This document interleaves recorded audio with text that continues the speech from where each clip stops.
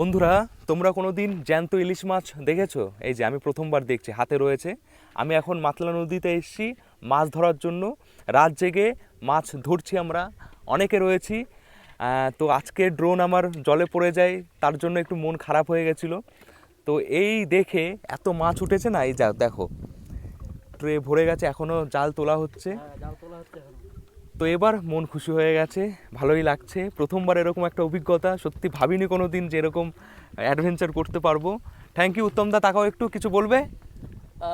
একটা কথাই বলবো যে মন খারাপটা যে ছিল ভাইকে যে নিয়ে আসার পরে মনের দিকে যে কষ্টটা ছিল, সেটা আমার কষ্টটা অনেকটা হলেও দূর করতে পেরেছি আমি। আমার মনের কষ্ট সত্যি সত্যি খুব ভালো লাগছে এখন। নাও ইলিশটা খেয়ে নাও। দেখেছো চারিপাশে পুরো কুচকুচো অন্ধকার, তার মধ্যে এখনো জাল অনেকটা দূর, ওদিকে লাইট জ্বলছে। এই ইলিশ মাছটা কিন্তু রাত্রে খেয়ে নেবো। হ্যাঁ, এটা ভাজা করবো কি রাতে? সাবাস, চলো ভাজা হবে। দেখো মাছ কেমন উঠছে, কি বলবো। ফুল ভিডিও আসবে না, ওটা ফুল ভিডিও আসবে ইউটিউবে, তখন দেখো।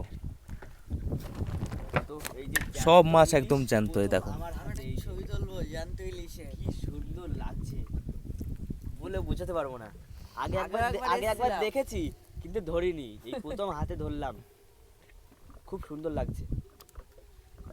ইলিশ মাছের একটা মজাই আলাদা, আর সত্যি গন্ধই তাই, আলাদা। সত্যি তাই।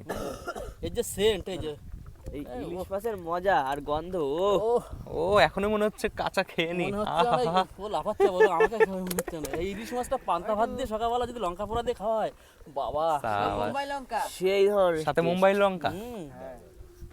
কি সবাই একদম পাগল হয়ে গেছে, ঠিক আছে। চলো গুড নাইট, দেখা হচ্ছে আবার।